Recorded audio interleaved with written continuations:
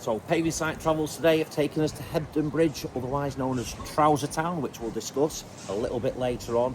But we're looking at a pack road, and you can see the pack bridge there and the buttress, which is a famous road, a pack road in Hebden Bridge. We're going to go and have a look now. Come on.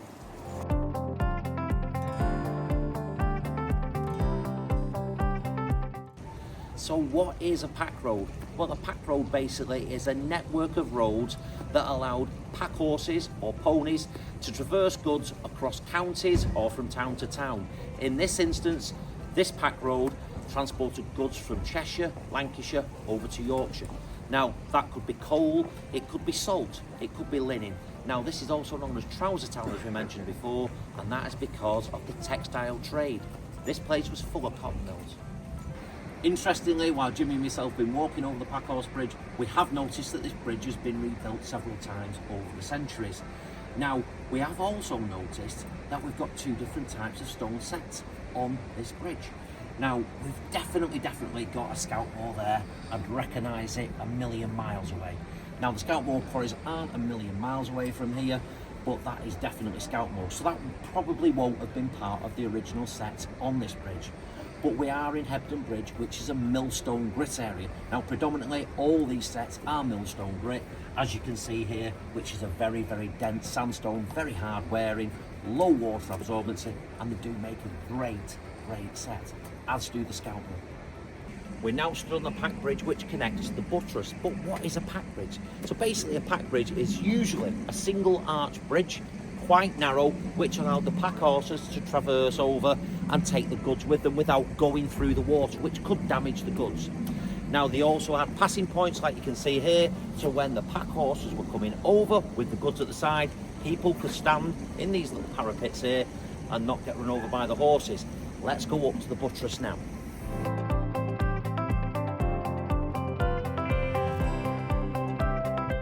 So we're now at the bottom of the buttress, and as you can see, if you get a little bit further up, it gets very steep. Now, I've read online that it has a gradient of between 25 and 30% overall, which, to be perfectly honest, is bloody steep.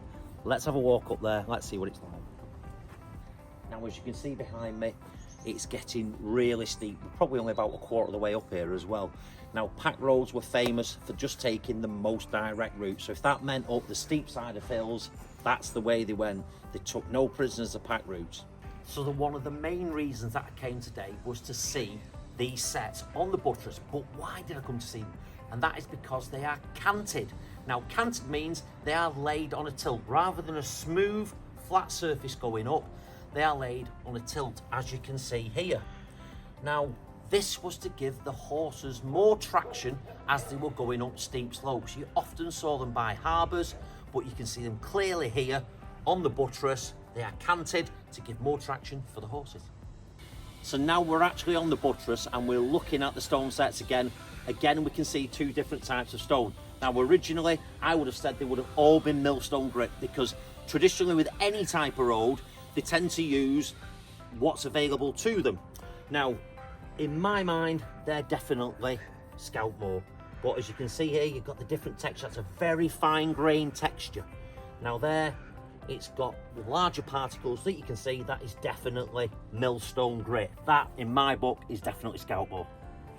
So as we've come a little bit higher up the buttress, we've found what is a drainage channel in the middle. Now, we can still see that there's a crossfall into the drainage channel either side. Although it being very slight, I'm sure it would have been a lot more 100 years ago, 200 years ago. Now, when was the buttress basically paved in sets? Well, again, we're not 100% sure, but the best estimates we would say were between 1800 and 1860.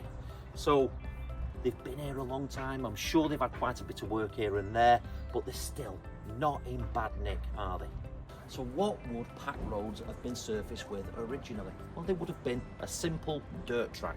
But the problem with dirt tracks is, especially in the winter, they become muddy and slippy for the horses, and the horses could lose their valuable loads, or even worse, injure themselves.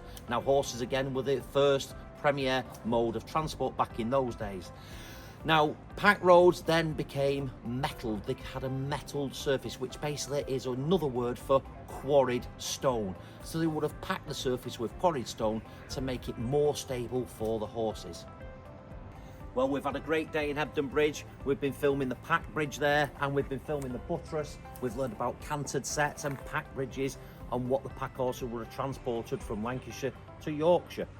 It's been a great day. Paving site. We'll see you soon.